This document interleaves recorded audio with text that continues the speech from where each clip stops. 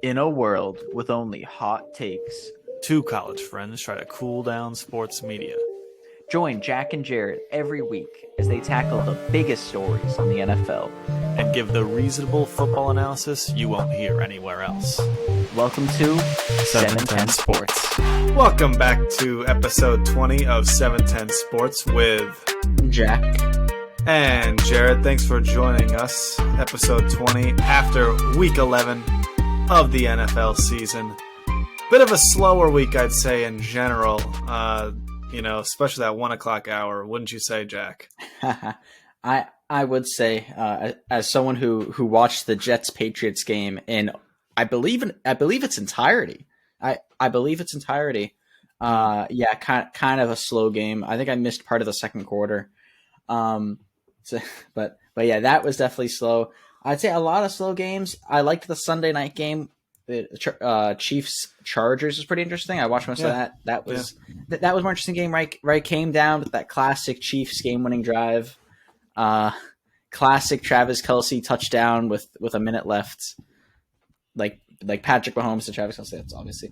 I think one quick thing I know we did not plan on talking about. At least not on the planning that I just remembered from this week at the 1 o'clock hour was the Colts Eagles. Colts almost beat the 8-1 Philadelphia Eagles. This is a Colts team that has beat the Chiefs. That has beat who did they beat with Jeff Saturday? Oh, they beat the Raiders.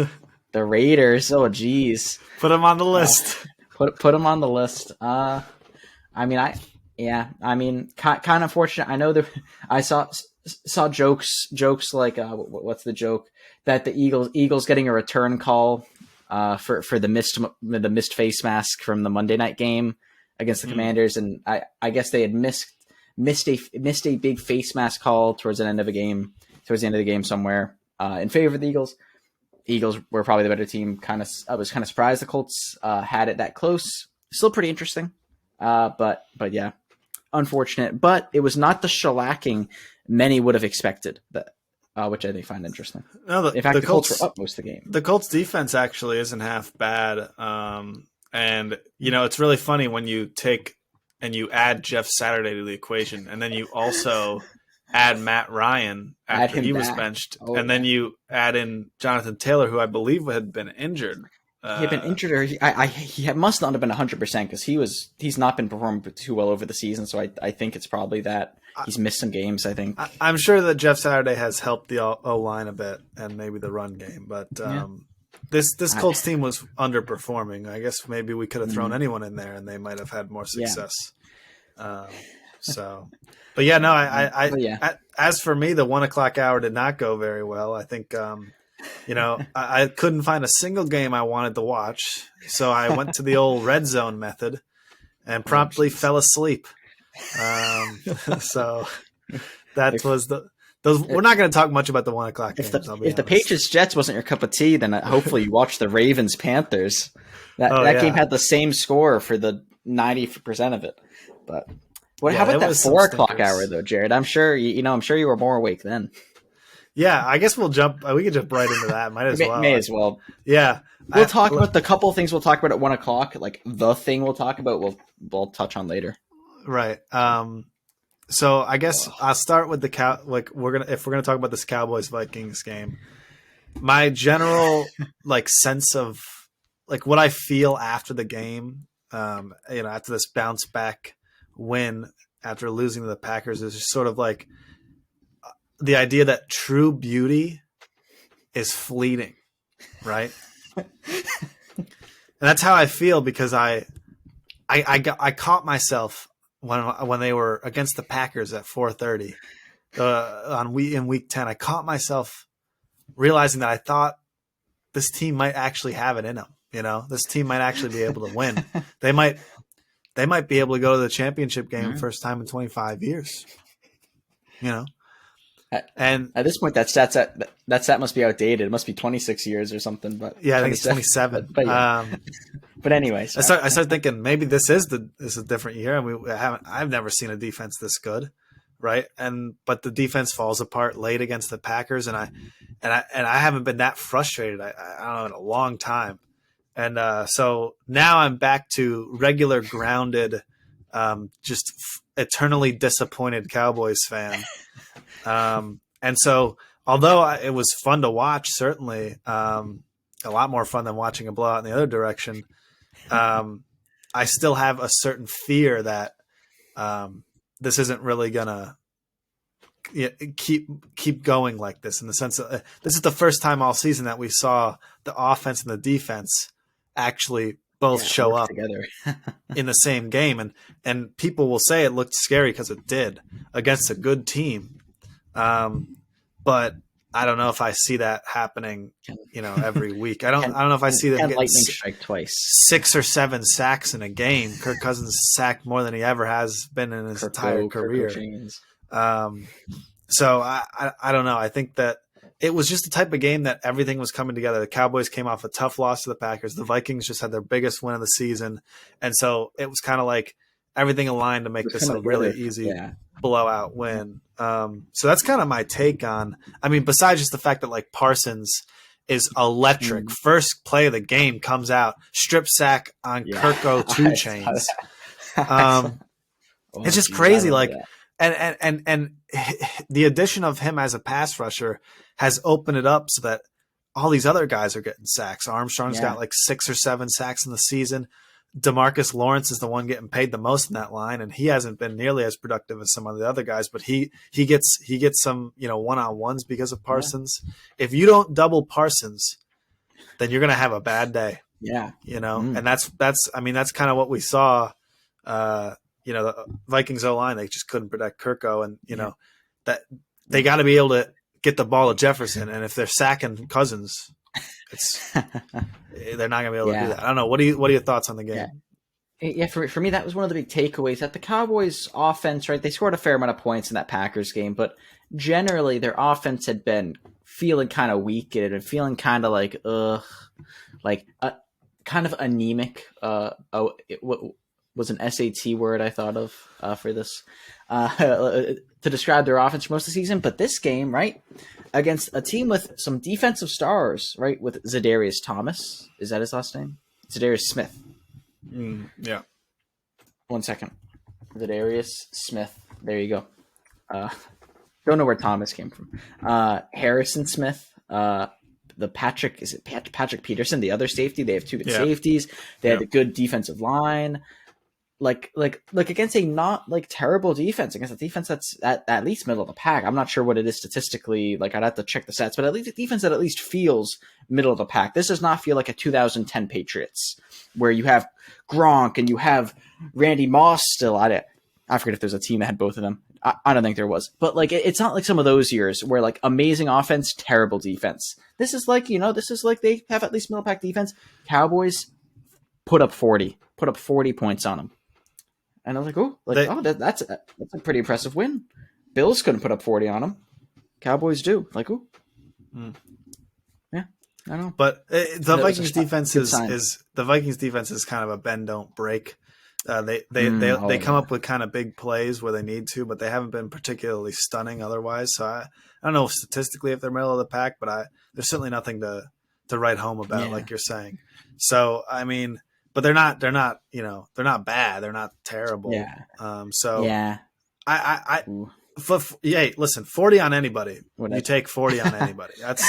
You're gonna win most of your games. But I actually don't think it's like, I'm way more excited that they held the Vikings offense to 3. Yeah, that's with all the weapons and with how they've empowered Kirk Cousins with the chains. And he's at that team, at 8-1 or whatever, beating the Bills. And he just just had nothing going the entire game. The line just suffocated him. And I don't really understand. I guess the run game never came together, but I think part of it was at a certain point they were down 23 to 3 at half. You're not going to be running the ball too much. And maybe that's why that's the key, is that the offense and defense really has to be complementary, because the strength of Dallas's defense is rushing the passer, and clearly they have a weakness with giving up 200 yards rushing back-to-back weeks before this. So I think that moving forward, hopefully the offense can score enough to start to kind of force offenses to get into passing situations. Because if they're in a passing situation and you're going to send, they can send four and get pressure. Yeah. And then you could just play coverage. I mean, so I don't know. Listen, I'm hesitant. I've been hurt before. I know. So, but that's how I feel about the Cowboys game. It was fun though. It was fun to watch. I wore my Dak Prescott jersey, so maybe it was good luck. Yeah. Only other thing I'll touch. Chargers. I thought the Chargers showed some signs of life in this game. I mean they they almost won it. If not for that last minute drill, which maybe doesn't really mean an almost won. It might be an overstatement then, but they were 100% in this game. They, I mean, I don't know.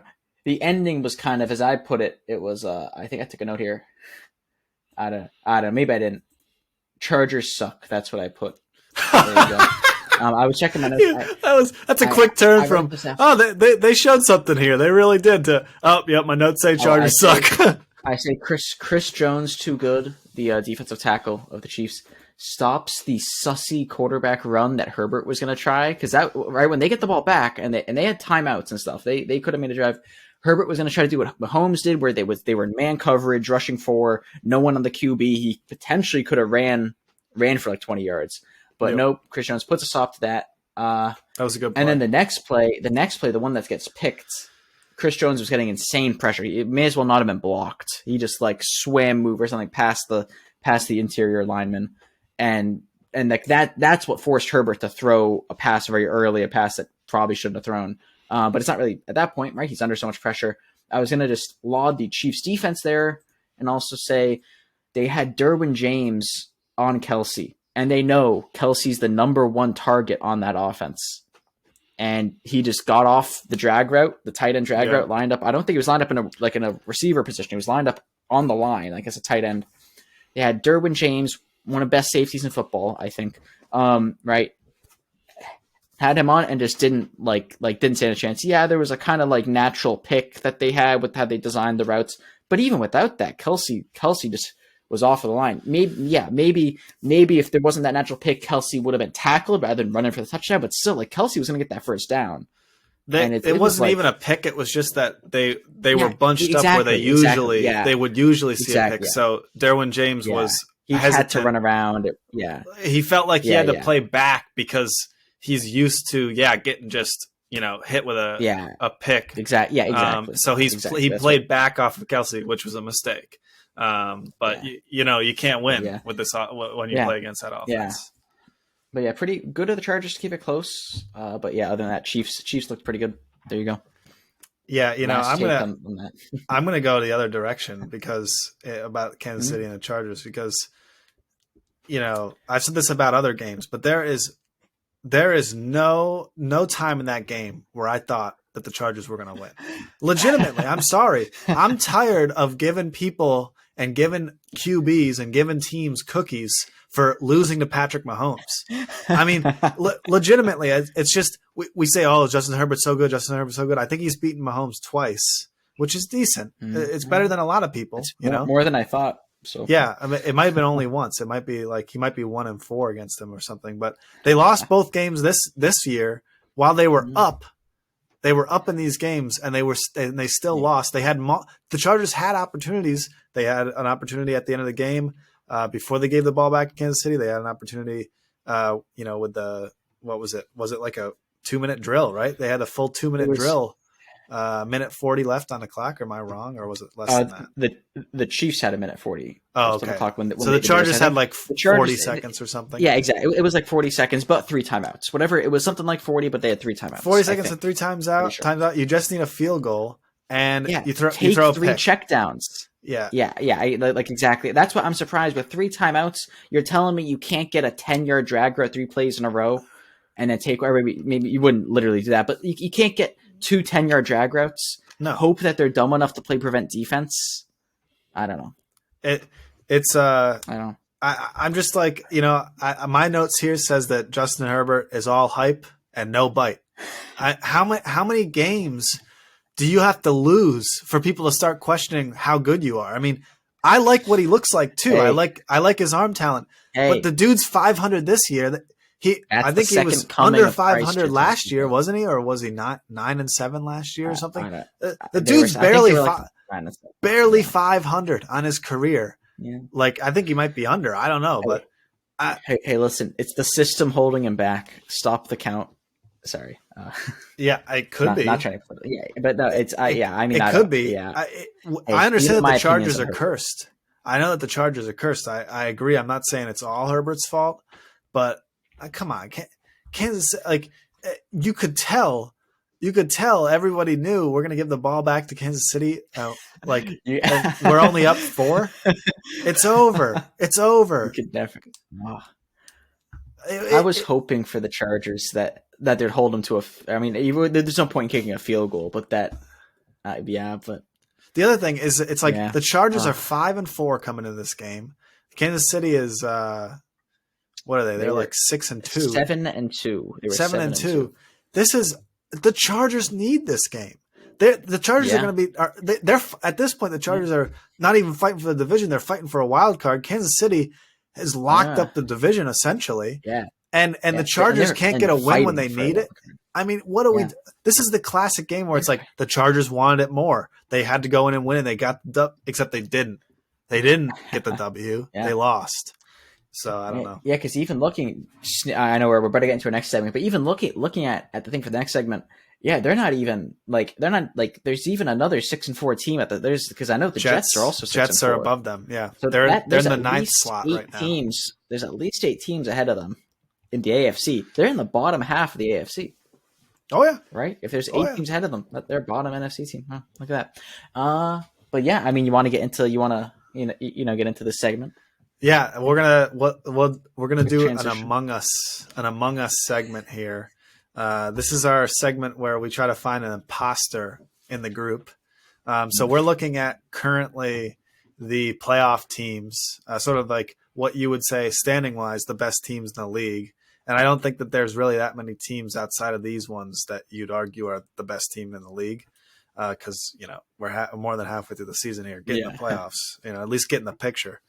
And so we're gonna just kind of we have it in front of us, right? And we're just gonna kind of talk and pick through teams that we think either stand out in a positive way, like these guys are far above the rest, this team, and why, or what team doesn't belong here in the playoffs, whether they're going to sneak in or not.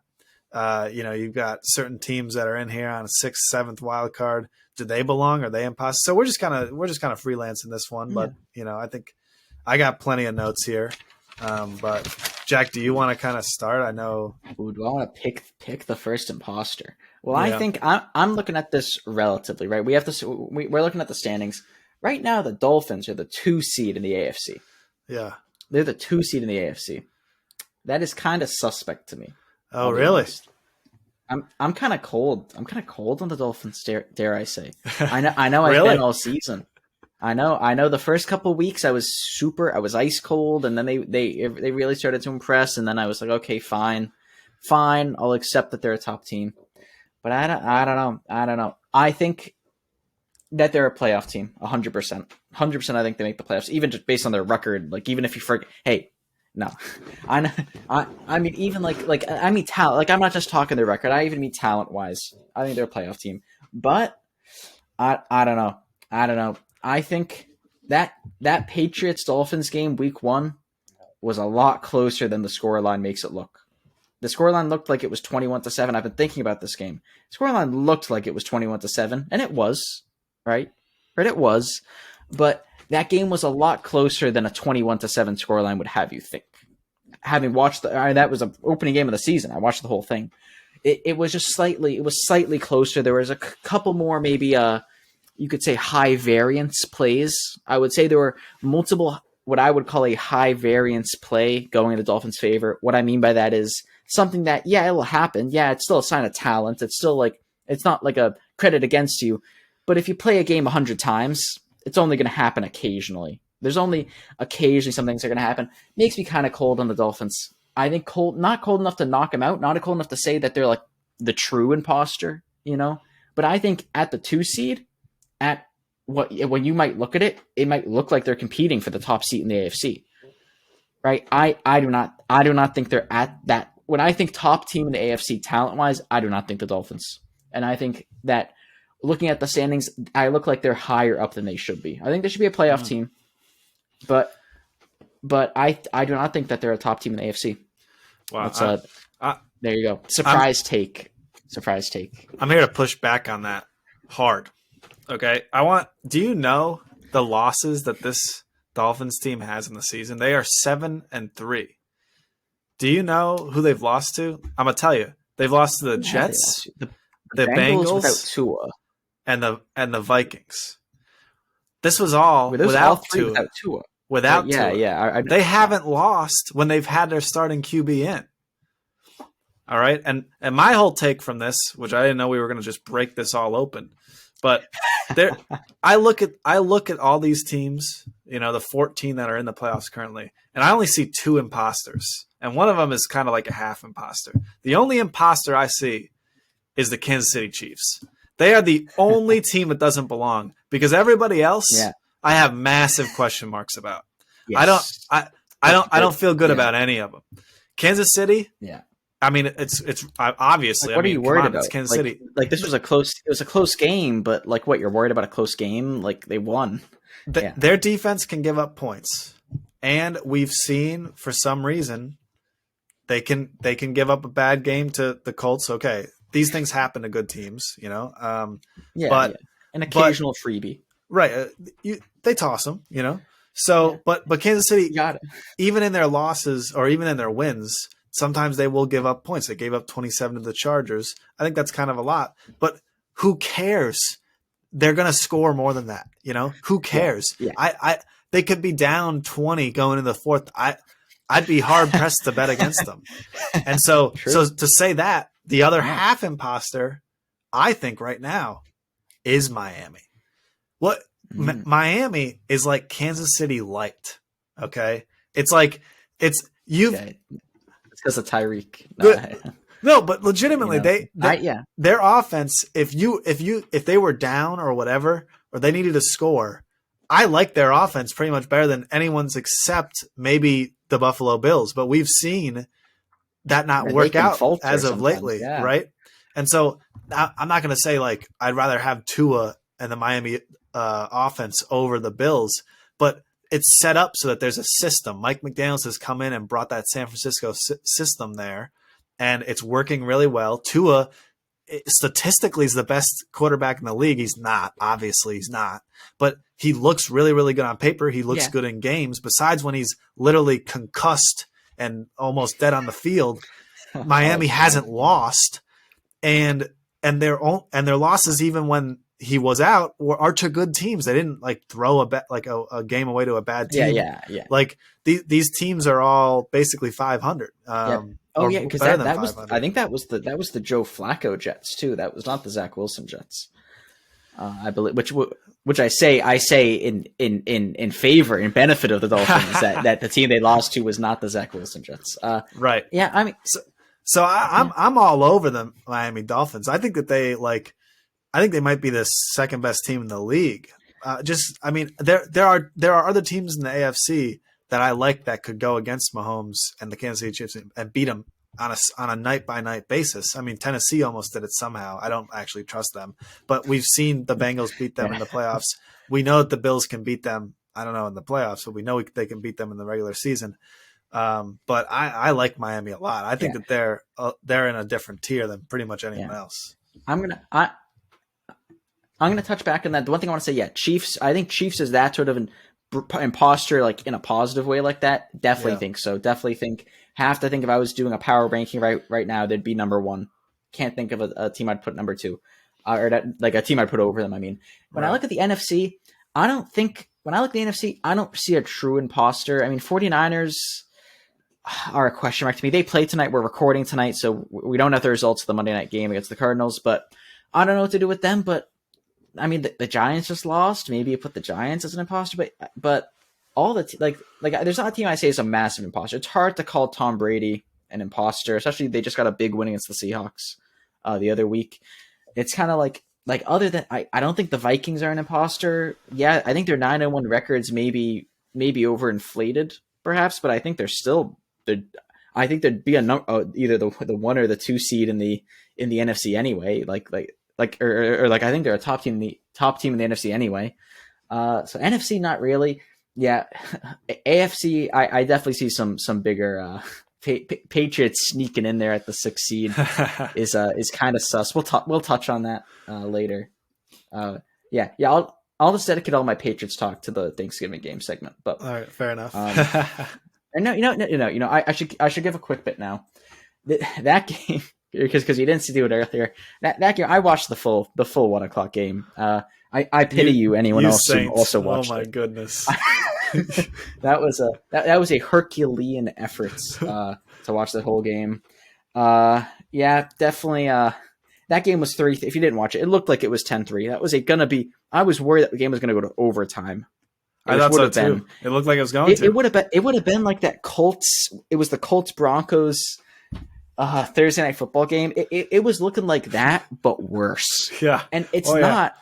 And it's not because it's a defensive battle in the traditional sense. It's not like we're looking at the 2004 Patriots versus the 2000, I think it was 15 Broncos. Like it's not like some true, or like the Rams Patriots Super Bowl. It was not like that. This game was not like that. This game was like the 2008 Vikings versus the 2017 Browns offensively. That the Jets had what was it, Jared? Was it 2 yards in the second half? 7 possessions in the second half, 2 total yards.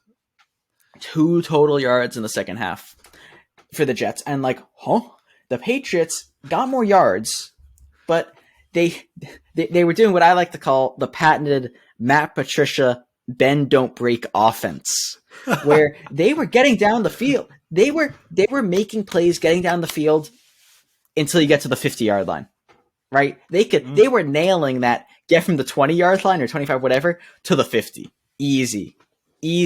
Then you get those 25 yards and then suck, and then take a sack or have a negative run or throw an incomplete, whatever it is, not get anything, be in either really bad field goal range. They missed 2 field goals because couldn't score. They got to the red zone they got to the red zone a significant number of times.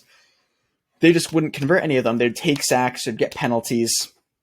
And this team, there's a lot. This could be its own segment, but the quarterback's a question mark, but the issue is this is not a quarterback. You don't add a quarterback to this team when it's amazing, right? We've seen this season, even Tom Brady and the Bucs have struggled from bad O-line play, perhaps bad coaching, bad wide receiver play, or hurt receivers or whatever. Bad defensive play. Patriots haven't really had that as much, but even great quarterbacks can suffer from that. Mac Jones should not have been sacked that much. He should have been able to throw more of those away or take a check down or something, even though the O-line was terrible, and they were terrible. Cole Strange has been caught in cold. There were a couple games earlier when Zappy was in where Cole Strange was looking great, but now David Andrews has been out. Cole Strange has been looking terrible. He got benched 2 weeks in a row, I think the other week. Both tackles have not been good. Trent Brown has been okay. I think he's been better than Isaiah Wynn. I think Isaiah Wynn's a guard that they put at tackle. I might be making this up, but I'm pretty sure they've put him at tackle. And it was the plan. They planned to do this. I'm pretty sure. But that has just been he has been taking so many holding penalties, missing blocks. The offensive line has not been good. And then Jonnu Smith, they had I had to rant. This is the last part of the rant. They had it was like a 10-yard catch or something, or maybe it was like a tight end, like a tight end out route or something. He's running with the ball, he drops it. Right, he catches the ball, he runs with it for a couple yards, and then he just drops it. I don't know if you saw it on the replay. He just drops it. It just vanishes. It's as if he's holding a bunch of lemons, and he just dropped them. As he was holding a bunch of small items, had his arms too full and just dropped them. And the Patriots recovered it, right? They recovered it, so it wasn't a turnover, right? You may not have seen, we don't really see it on the stat sheet. The Patriots, I think, got a field goal that drive, so it wasn't the worst thing in the world. But it was literally, dude was untouched and fumbled. He fumbled untouched. Maybe it was the Untouched. turf. That was the turf. I don't know. And he was standing. It wasn't like he fumbled it and like fell. He wasn't falling to the ground and fumbled. He was literally running and fumbled. I don't know. Patriots had it, so it was okay. Patriots, definitely an imposter. Patriots defense pretty good, but you can't look at this game and say, oh, the Patriots defense when Zach Wilson's the sus. I mean, part of it's, I mean, you can kind of, but I think Patriots are an imposter. Now that we got into this, I've got notes on this game because I knew you were going to talk about it. So we might as well just put this Patriots Jets segment kind of right in the middle of this imposter segment. Sort of like they're a pretty big imposter. They're probably the biggest imposter. It doesn't really quite belong. It's okay. This is the imposter segment. But yeah, no, I mean, it's funny because I do think that the Jets defense is really good. So the amount of times they sacked him, you'd love to see your O-line be able to protect your QB better. But we've seen this. This is what the Jets have kind of been winning this on. Jets defense is pretty good. We know Sauce Gardner's a shutdown corner. Oh, 100%. But the thing is, Zach Wilson is statistically, and probably if you watch him, the worst QB in the league. and I understand your frustration when you've got your team is facing the worst QB in the league, and you can't get a win without a last second punt return that really should have been called back, in my opinion, because I saw a block in the back at the end. That was not. It was a block inside. No, actually, I think either way it wouldn't matter because I have faith. Even I'd have to check the spot of it, but I think it was on like the 10-yard line.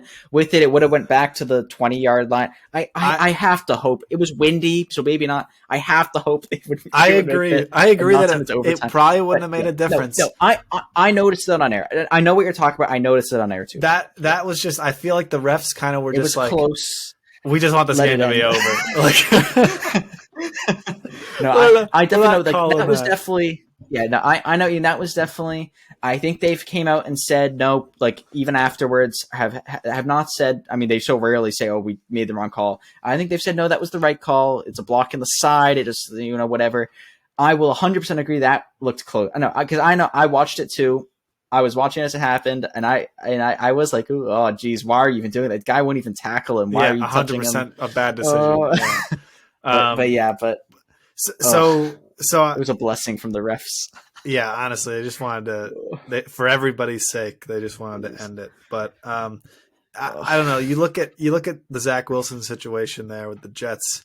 This defense is one of the best in the league, and you've got Joe Flacco sitting on the bench.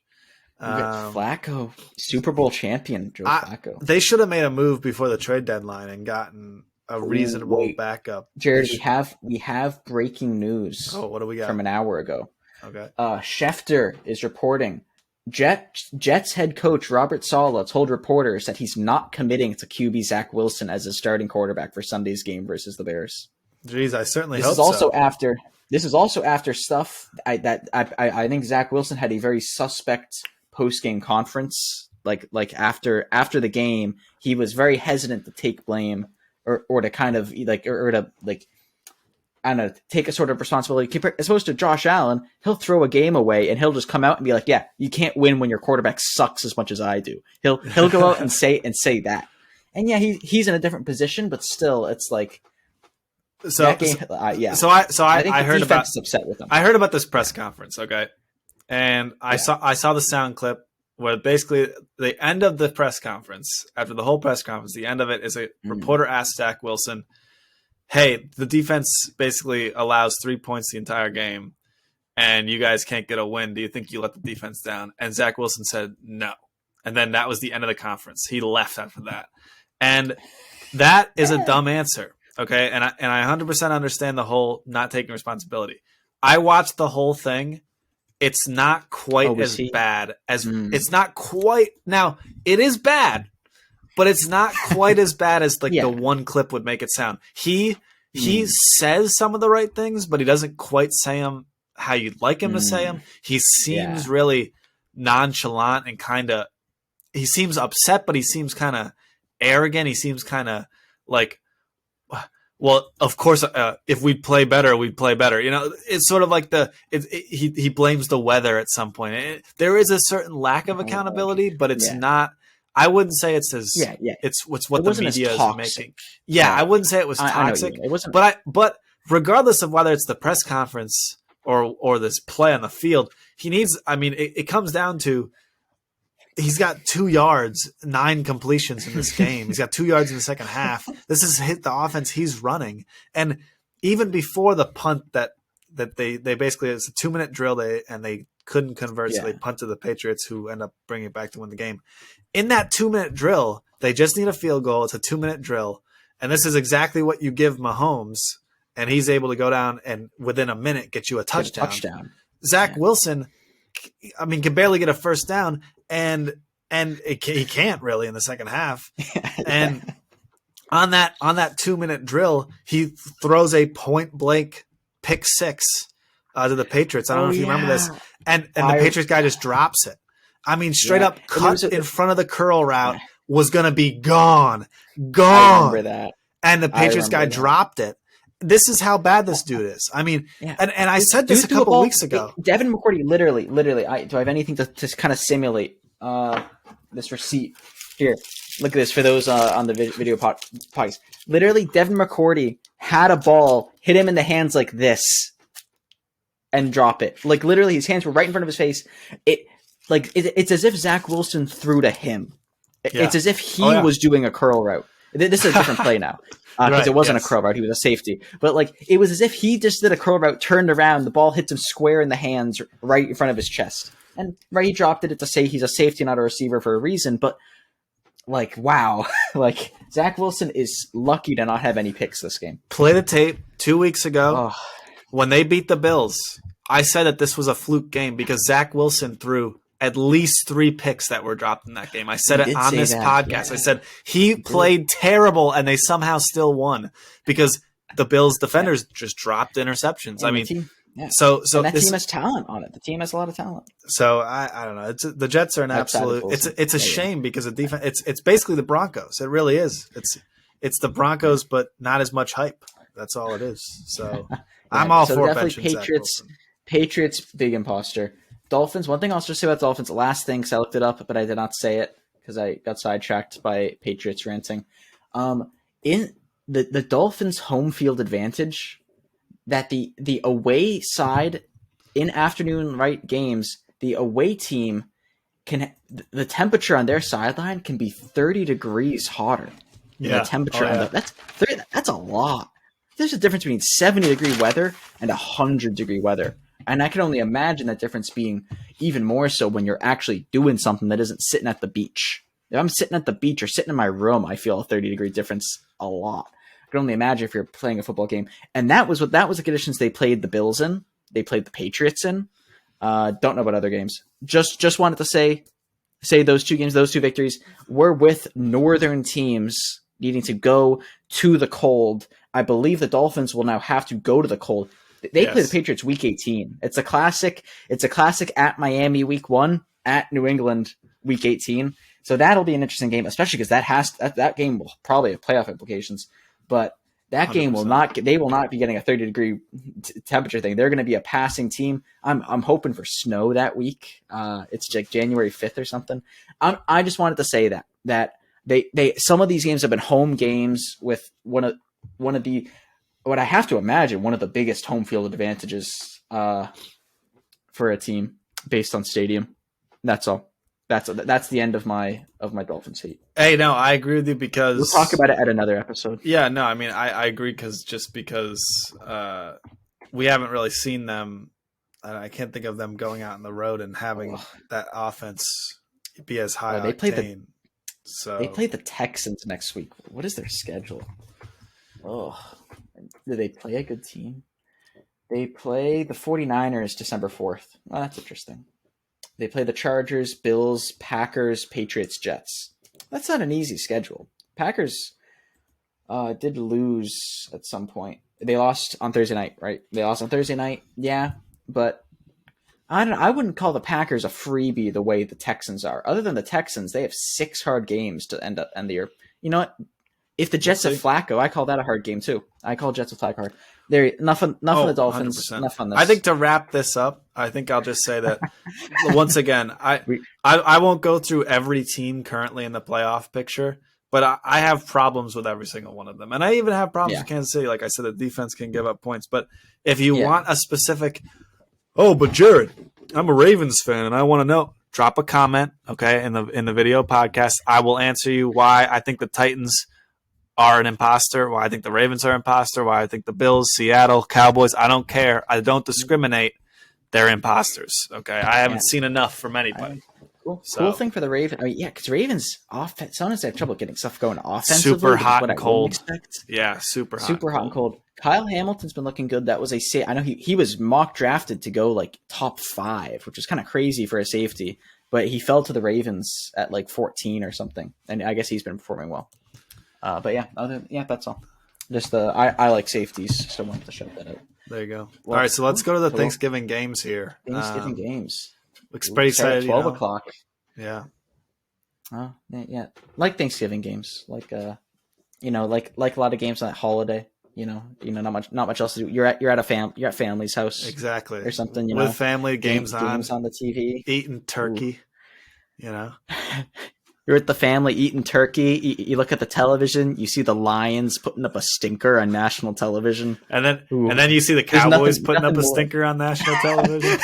Oh yeah, I remember them. I rember that game they lost. I remember that. Like it was a close game for the Raiders. Yes, the Raiders in OT they lost by a field goal. Yes. That was tough. So 12 o'clock game, Bills at Lions. What are your thoughts on this? Yeah, I love Bills have bounced back last week. I love the Bills here. I love them. I mean, Lions. I think this is the first time in like 5 years the Lions have won 3 games straight or something crazy, like some sort of ridiculous statistic. They haven't won in like back-to-back wins in Ford Field in like 20 years or something. I'm being a little bit like hyperbolic, but like it's legitimately the stats. No, I might not be. Like that's the thing. You may not be. I don't remember the last time they won 3 in a row. So if the Lions, man, Buffalo might burn down if the Lions beat the Bills here, and because that's going to push the Bills. That could push the Bills out of the playoff picture. It's really tight down there. Them. Yeah, that's where it's pushing them. Yeah, especially in the AFC. The AFC East. There are a lot of teams. Every team in the AFC East is 6-4 or better. 3 teams are 6-4. Dolphins are at 7-3. I mean, what do you think about this game? I also definitely like the Bills. I think the Lions showed some flares. The fact that they got a win out against the Giants, and even if we were all, even if many people and starting to be me, if they don't win next week, whatever the schedule is, maybe the Giants, whatever. We'll have to see with the Giants, but. I don't know. I'm surprised Goff didn't throw for more yards. The passing game, or maybe part of it might just be looking at the score sheet. They ran in for a lot of touchdowns, but I'm surprised they didn't get more offensively for a team that started the year so strong offensively. But they still won. They still scored like 31 points. I know I'm complaining about 31 points. They beat a good team. Yeah, and beat a good team. Pretty nice win. I think the Bills. I have to think the Bills looked maybe shaky for part of that first quarter. I remember checking the score. It was like the Browns were up 10-0 or something, or 10-3 out of points, I think. But that quickly changed. Like it wasn't even like, second half comeback. It was like I must have looked in the first 5 minutes. I have to think the Bills will bounce back after some of the tough losses, hopefully, for them. And and it's the Lions. It's Lions at home, but it's the Lions. I can't have faith in them. Gosh, I didn't look up their record on Thanksgiving, but I bet it's even worse than the Cowboys, which we'll get into right now. Giants at Cowboys at 4:30. What do you got first? Because I got plenty on this game. I think this is an important game. It's more important, I think, for the Giants. For one thing, they lost to the Cowboys last time they met earlier in the season. The Giants also are coming off of defeats to the Lions of all teams. Mm-hmm. I think for the Giants, this is a pretty big statement game. Like if you win this game, you're like, okay, the loss to the Seahawks. Oh, the Seahawks are a good team. Oh, lost to the Lions. Well, maybe Lions are rebounding. Maybe whatever. And then boom, if you beat the Cowboys, it's like that. Any narrative about the Giants being fake very much goes out the window, especially after the Cowboys Big Win. So I think the Giants have more to gain here. For the Cowboys, it's kind of if you beat the Giants, well, it's the Giants are fake. If you lose to the Giants, then it's like Giants aren't like it feels very much like that. I guess to me, that like narrative wise, whatever in tone wise, I feel like the Cowboys like they don't have a big stake in it. I mean, they have the stake of like continue on success, of course, right? Obviously, that there's always a stake. There's always play. This is a close division. Obviously, there's stakes at play. I'm just saying. I think for the Giants, I think are playing for a lot here. I think. But yeah. Yeah. So I think it'll be really good. I think it'll be the best game, the most entertaining game, I would say, of Thanksgiving. I agree. I think it should be a good game. I think it always is. Yeah. Cowboys Giants is always yeah. It's that, and it's the whole division, and it's like NFC East divisional rivalry is always a bit like that. So that it also has that level of like dimension to it, which will make it fun. I'm already excited now for this. I look at the stats, right, and I know when I look at the Cowboys schedule, I don't care who they're playing on Thanksgiving. I put that as an L, okay, because last 10 years, the Cowboys, I think, are overall, as a team, they're like over 500, record-wise in the last 10 seasons. On Thanksgiving, they're like 3-7 in the last 10 years. They lose on Thanksgiving, and they often get blown out on Thanksgiving. This is sort of the type of team we are. Oh, it's a primetime game. This is supposed to be important. And this has got the recipe for – we just came off the biggest win of the season. Jerry Jones is telling us we're a Super Bowl contender. The media suddenly loves us because we've got maybe the best holistic game of the season. All this hype, they'll go and lay an egg on Thanksgiving, and because they always do. Here's the problem, though. I say all this. I bring in the stats: 3-7 in the last 10 years. In the last 10 games against the Cowboys, the Giants are 1-9. They in the last 6 seasons. Is that Eli who won that? Who beat them? I think it was. Or maybe you don't have it. It wasn't. It was like 4 games ago they won. And so I think it was Jones. Honestly, it probably was. But it goes back worse than that. I believe I said in the last 10, but I think they're in the last 11. They are 11 or 12. They've got 1 win or something. So. This is a really rock and a hard place. Who's worse in this circumstance? I mean, the Giants are terrible against the Cowboys in the last 5 years. The Cowboys are terrible on Thanksgiving. I think given what happened last week with the Lions beating the Giants and the Cowboys demolishing the Vikings, I'll take the Giants to win this game as a bounce back. I think the Cowboys are going to get a little bit loosey-goosey. I'm sure that we'll see a big coaching gaffe because it's an important game, and I would take the Giants here. I don't have high hopes for this game. So that's who I got. I think, I mean, I'll take the Giants because I want them to win because I'm a Giants believer. I'm a Danny Dimes truther, Saquon Barkley believer. There. Let's get to your Patriots. Patriots at Vikings. We're gonna I want to say one just humorous thing. Okay. I wonder because I wonder if this is the game I think it is. I look at the Cowboys Giants record, and it was 2021. Giants won 23-19 against the Cowboys. The last win before that was in December of 2016. Last time the Giants won, other than that game a couple of years ago, it was December of 2016. This game featured, it was a 10-7 win. This game featured a 61-yard touchdown pass from who else but Eli Manning to who else but Odell Beckham Jr. I wonder if this is the game with the catch, right? Or was that not a 61-yard? Because 61 yards would be too long of a catch. No, that's the game with the catch. That catch happened on the Sunday night opener of a season, and the Cowboys won that game. Oh, I see. Yeah, that's what everybody remembers that catch, and I remember thinking, wow, that's like the best catch I've ever seen, and it is the best catch ever. And the Cowboys won that game, and I remember that because I watched. So I'll always have that. Yes, he caught the best catch of all time, but they lost. So and that's kind of a little bit of Odell's career until he went to the Rams. So I won't kill him, but. Yeah, sorry. Just wanted to mention that just because I thought it was funny. Second most recent Giants winning against the Cowboys was Eli Manning, Odell Beckham Jr. That's just funny to me. It is wild. Yeah. On to my Patriots take.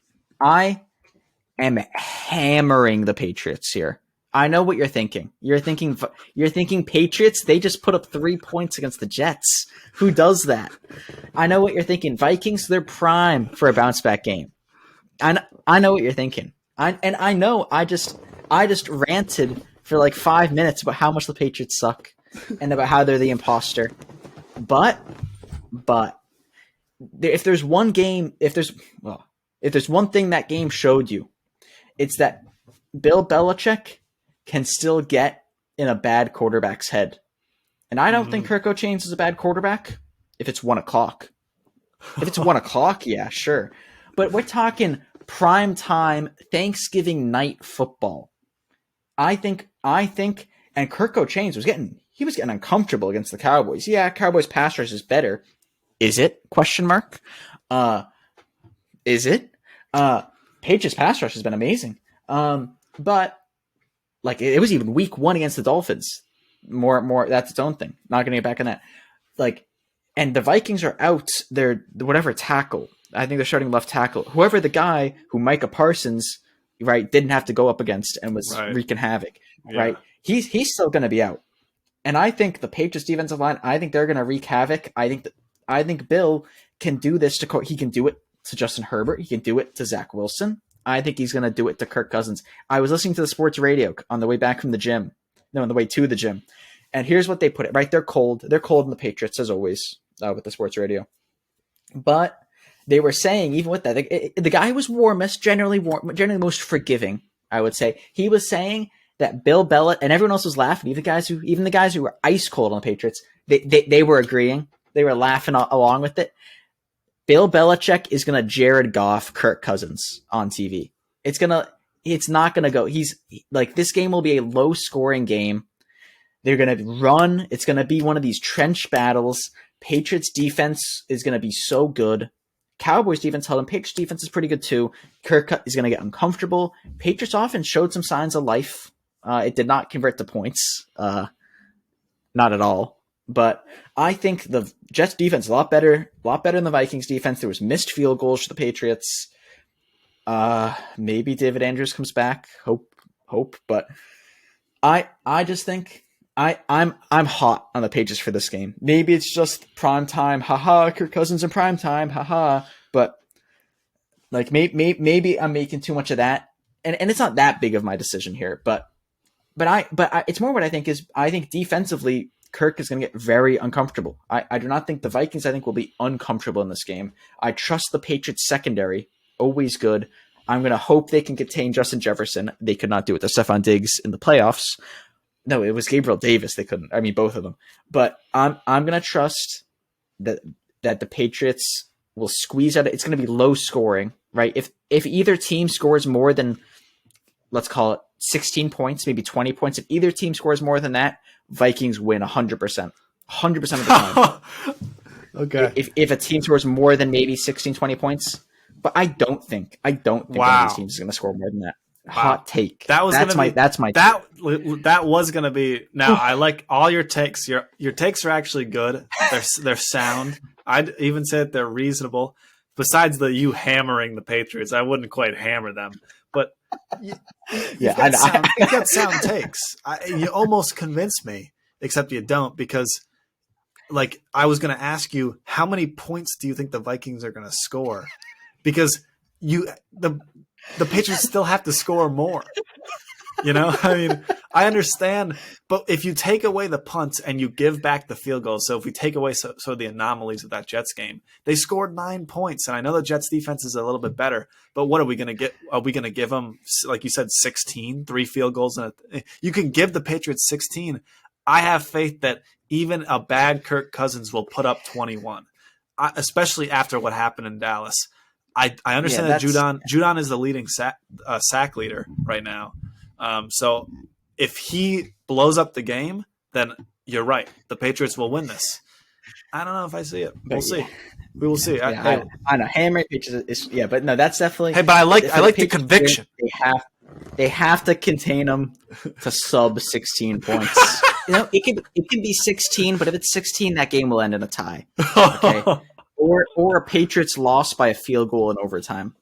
2 minutes left in overtime, lose to a field. Like it'll be, you know. You got this grind. We got this grind close game. I'm ready. And you're betting against the Vikings. That's their specialty, dude. The close game late, they steal a win out from under you. Patriots defense is elite unless it's a running quarterback like Justin Fields, and in that case you're gonna give up like 40. but no. All right, what do we got? I take the. I know stats should wait. I just want to check the DraftKings spreads here. Not sponsored. I'm just curious what the spreads in these games were because we didn't write it down. Bills were 9-point favorites. Cowboys are 9-point favorites. Vikings this is at Vikings. Vikings are 2.5-point favorites at home. Yeah, sounds about right. That's kind of surprised. 2.5-point favorites. They always say, 3 points for at home, Vegas, blah blah blah. But I could see this that's less than a score. I mean, they're calling that a pick'em. Yeah, that's a pick'em. But you're telling me I can get the Giants? I can get the Giants +9. The Giants +9. Hammer that. That. Even if they lose, I have confidence they'd cover that spread. Yeah, 100%. Stats question. Hey, when sports gambling legalized? Stats question. Here, I think mine's worse. So I'm gonna go first, so we can finish with yours. All right. So as you said, Matthew Judon is the sack leader for the Patriots. He has 13.5 sacks through the first 10 games. What is this? Wait, 1 second. I see. That's league wide. First since Robert Mathis in 2013. I believe he's in the Defensive Player of the Year race. I believe Parsons is still the favorite for that, but he's in the race for that. He's currently the sack leader. What my question is about though is that's a funny stat. Here. I'll be going to all sorts of stats. The question is with this 13 sacks. What? When was the most recent time? Roughly. Obviously, there's going to be some plus or minus here. When was the last time a Patriot had that many? Had more than that. That's what I mean to say. Had more than that in an entire season. So it'll be. Let's say it's close my eyes. Let's say it's 1940. Obviously, it's not. If it's 19. If you wanted to say 1940, let's say give it a couple year. What you want to do? Plus minus 3. I know it's a kind of weird question. We can even go decade. We can even do decades if you want. But there you go. What do you want? Plus minus 5. I'm giving you plus minus. Because you took my question earlier. I don't understand the question. I don't. Because you took my question earlier. Not took it, but you said it earlier. I was going to pick which team has the longest winning record in the NFC. And then I heard you say at a point in this podcast, well, Lions have won 3 games straight. And that was going to be my stats question. And then you called out Lions have won 3 games straight. And I knew that would at least be, even if you don't know what it is, even if you don't know the stat, I know that that might be what you go to. Because 3 games straight is a lot of games straight. Think of some of the other teams.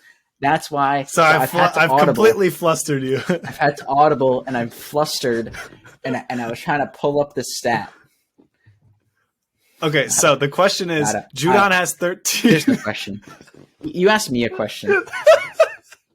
Judon has 13 sacks. He has 13.5 sacks. When was the last time a Patriot had more sacks than that in a season? Okay, so and you want time. You don't want the player. You don't want the player.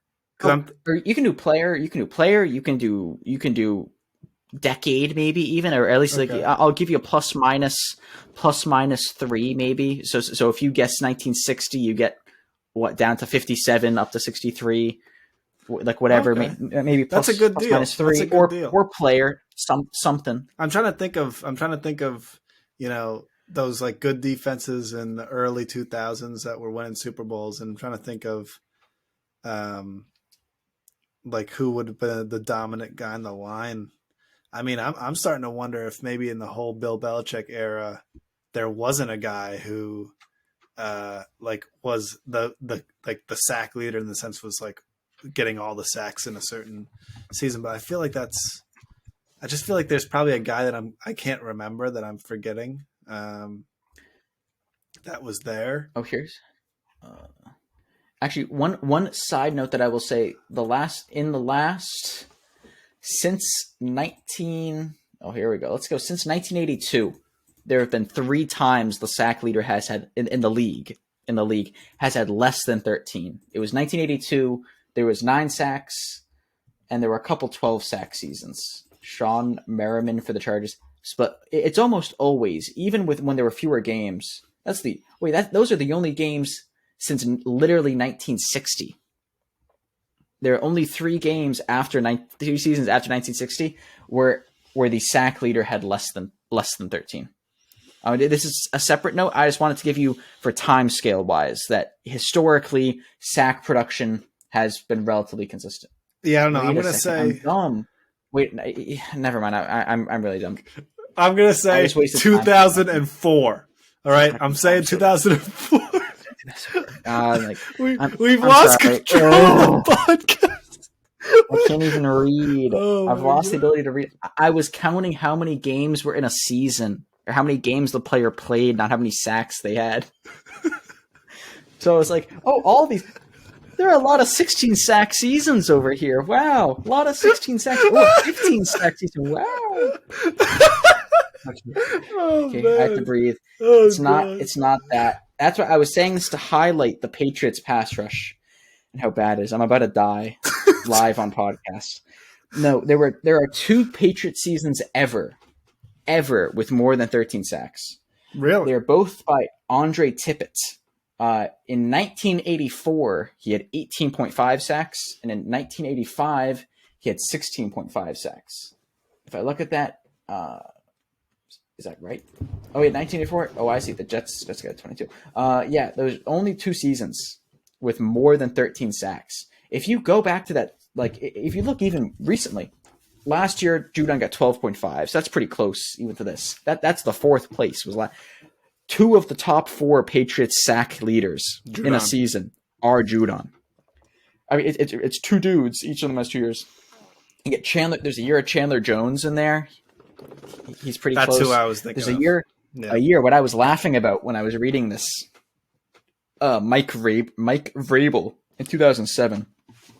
That's another great guess. I should have. Mike Vrabel, yeah, he had 2.5. Tippett again in 87. Chandler Jones, Willie McGinnis. But you really get back, they have not. I'm trying to find a 2009. I can't even see in their Super Bowl. Oh, here we go. Willie McGinnis in 2004 had 9.5 sacks. He was the Patriots sack leader in 2004, 9.5. Mike Vrabel, 2003, 9.5. But historically, they have not, at least individually, had a pass rusher this dominant. That's why I mentioned this. That's part of what I kind of like about the Patriots. It makes me want to go buy a Judon jersey. Yeah. Is they have not had a pass rusher like this since, what is that, the 80s? Since the 80s? That's up. I mean, I just thought that's pretty neat. He's good. He's fun to watch. You get the jersey, you can get the 2 red arm sleeves, and you'll be good to go. You know? Yeah, no, ask me the question before I have a heart attack. And just my brain explodes. Oh. Kansas City. You got to edit this out. Kansas City has won 25 games in a row in November and December. So in their last 25 in their last 25 games that they've played in November and December, they've won. It's like 3 or 4 seasons. Yeah, the last time they lost a game in December or November was November 10th, 2019. Who beat them? That's the stats question. You're toxic. That one's worse than mine. That's worse than mine. I'll give you a hint. 2019. I'll give you a hint. It's an AFC team. I'll give you a hint. It's an AFC team? Okay, that's a good hint. That's all. I was only thinking AFC teams anyway, but that's a good hint. 2019. So that was who I had to count by Super Bowls. I'll tell you. I can tell you it was the year they won the Super Bowl. Who won the Super Bowl? That was the year they won against the 49ers, yes. Right? Yeah. I mean, that's the only one it could be. Jeez, the fact that you're asking makes me think I don't think it could be the Patriots. The Patriots are still serviceable then, because that's Brady's on the Patriots. They probably went to the AFC Championship game or something that year, maybe, because they lost to the Titans in 20. No, they did. They lose. They lost in 2019. I know this is my mental calculations. I'm trying to base how are the Patriots this year, because I know they went to playoffs these years. 2019. Oh geez. Okay, brain is exploding right now. Dude, I can't. I'm sorry. I'm having a breakdown on podcast. Okay. Whew. I don't know why this happened. You got it. You got it. I'm not giving you any help. I'm just sitting here laughing. I know. What do you mean I've got it? What do I have? But it's not. I'm thinking of teams it's not. Can I look at teams in the AFC like modern day standings? Because with the state I'm in, I have to see what teams are even in the league at this point. Yeah, you could do that. You could do that. What teams are in the league? This is the current day standings. It's been a long Monday, dude. I mean, it's been a long Monday. It's been a long Monday, man. I don't think it's the Broncos. I'm gonna say no Yeah, I'm not looking at you, so even if you laugh, no Broncos. Don't think it's the Raiders. Don't think it's the Chargers. Don't think it's the Bills. Don't think it's the Dolphins. Don't think it's the Jets. 2019. We're going to say the Ravens. Wasn't that Lamar's MVP season? I think it was. And that is an excellent guess, but it is wrong. The answer is the Titans. The Titans won 35-32, and on the back of none other than Derrick Henry, who had 188 yards and 8 yards a carry in that game. So, yeah, that was 2019, November 10th. It's the last time. It's crazy. It's the last time that the Kansas City has lost in November and December. Yeah. That was the that year was the year the Titans beat the Patriots in the wild card round. There you go. Yeah. Tannehill threw for 72 yards that game. Oh yeah. Beat the Patriots throwing 72 yards. It's funny because the Titans almost did that again this year. Basically.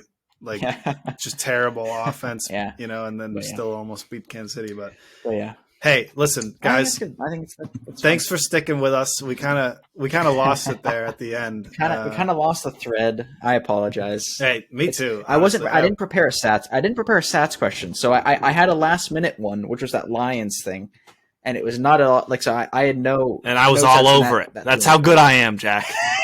All right. We're throwing out the stats question. But it's like we didn't even have it. You'll get to see it, but we're not counting anything.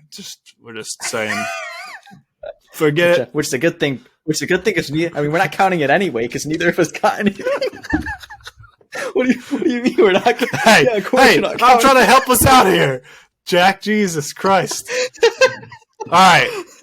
This was 710 Sports with Jack and Jared.